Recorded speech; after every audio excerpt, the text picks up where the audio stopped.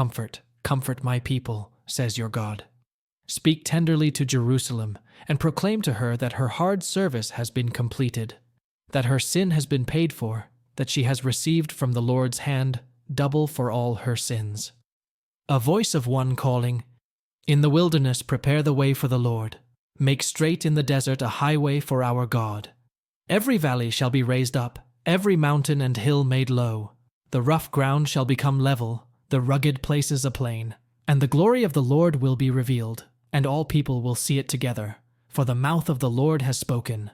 A voice says, "Cry out." And I said, "What shall I cry?" All people are like grass, and all their faithfulness is like the flowers of the field. The grass withers and the flowers fall, because the breath of the Lord blows on them. Surely the people are grass. The grass withers and the flowers fall, but the word of our God endures forever. You who bring good news to Zion, go up on a high mountain. You who bring good news to Jerusalem, lift up your voice with a shout. Lift it up, do not be afraid. Say to the towns of Judah, "Here is your God." See, the sovereign Lord comes with power, and he rules with a mighty arm. See, his reward is with him, and his recompense accompanies him. He tends his flock like a shepherd. He gathers the lambs in his arms and carries them close to his heart. He gently leads those that have young. Who has measured the waters in the hollow of his hand, or with the breadth of his hand marked off the heavens? Who has held the dust of the earth in a basket, or weighed the mountains on the scales and the hills in a balance?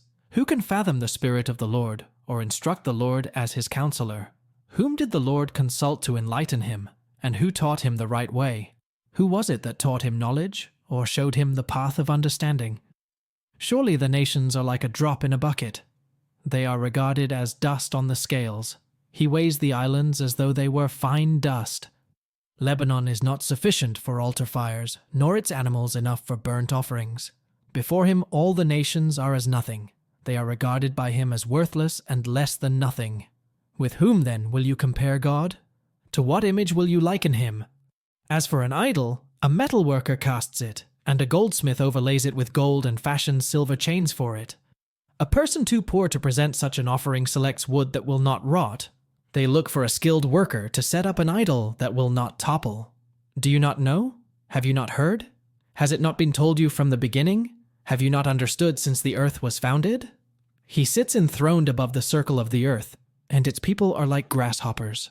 He stretches out the heavens like a canopy, and spreads them out like a tent to live in. He brings princes to naught, and reduces the rulers of this world to nothing.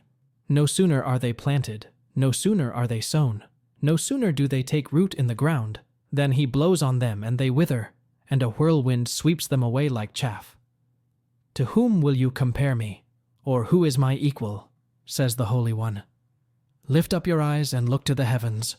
Who created all these? He who brings out the starry host one by one and calls forth each of them by name. Because of his great power and mighty strength, not one of them is missing. Why do you complain, Jacob? Why do you say, Israel, my way is hidden from the Lord, my cause is disregarded by my God? Do you not know? Have you not heard? The Lord is the everlasting God, the creator of the ends of the earth. He will not grow tired or weary, and his understanding no one can fathom. He gives strength to the weary and increases the power of the weak. Even youths grow tired and weary, and young men stumble and fall. But those who hope in the Lord will renew their strength. They will soar on wings like eagles. They will run and not grow weary. They will walk and not be faint.